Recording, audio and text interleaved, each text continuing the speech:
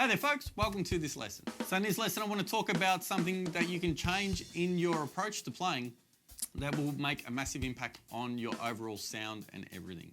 And that is your dynamics. So for those who don't know what I mean when I'm talking about dynamics, all dynamics refers to is our difference between our soft notes and our loud notes and the contrast between the two. As an example of dynamics, let's take the hi-hat for example.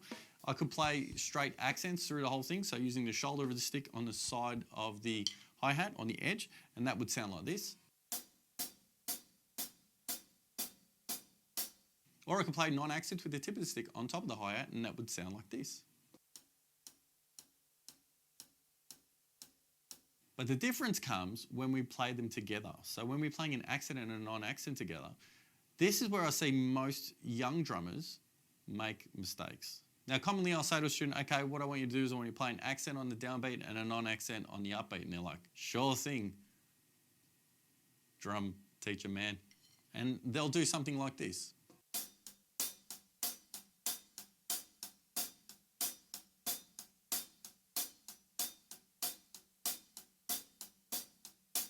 Now, that doesn't sound bad, it doesn't sound great. And between those two, even though I'm hitting a tip of the stick and the shoulder of the stick on the edge of the cymbal, I don't feel or hear that there's much of a contrast there. So I'll point out to them, hey, maybe make that accent stick out a little bit more. And I generally get something along the lines of this.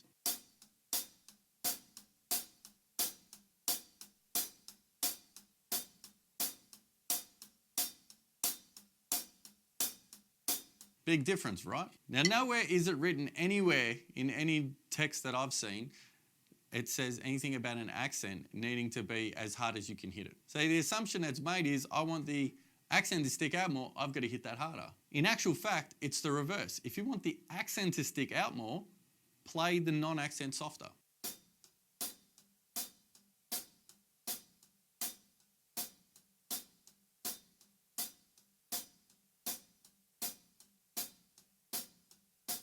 Seems simple, right?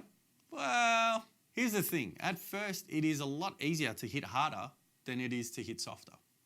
And to play fast and soft is one of the most challenging things you'll probably ever do on a drum kit. That's why drummers like Mark Juliana and Vinny Colaiuta and people like this they've got such tremendous facility behind the drums. They can play as loud or as quiet and as fast and quiet as they need to.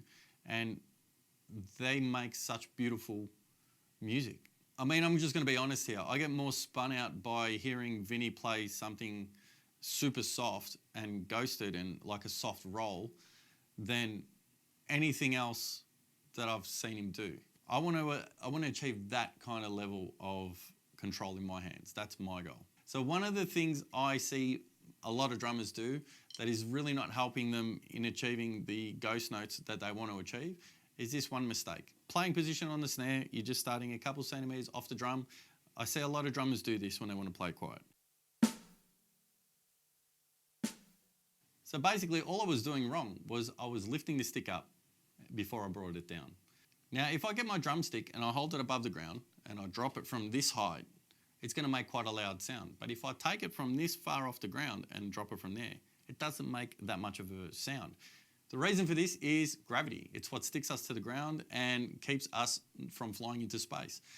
The longer gravity has to pull that stick down, the more velocity can build, and with velocity comes power. So in order to play softer, all you really need to do is drop the stick in the least amount of space as possible.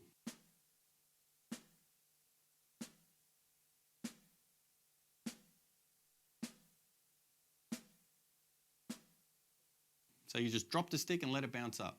And really try not to bring it up before going down. This seems like a ridiculously easy thing to do. It's not. It takes a long time to try and develop that. So a great exercise to help develop this is to just set a click and play single strokes and just drop those stick quietly, as quiet as you can in time, and just do it for a couple minutes before you start your practice.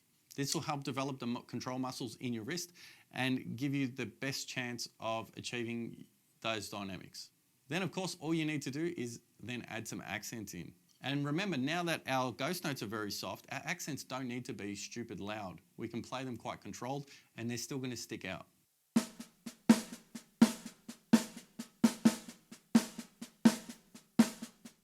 So there you go. There's something that you can do to help improve your dynamics on the drums. So that brings us to the end of this lesson. If you did like this lesson, please hit that like button. It goes a long way in helping me build this channel. And if you're not already a subscriber, I would love you to subscribe. Please hit that bell to be notified of when new lessons are available. So that's it for today's lesson. I hope you've enjoyed. Until next time, happy practicing.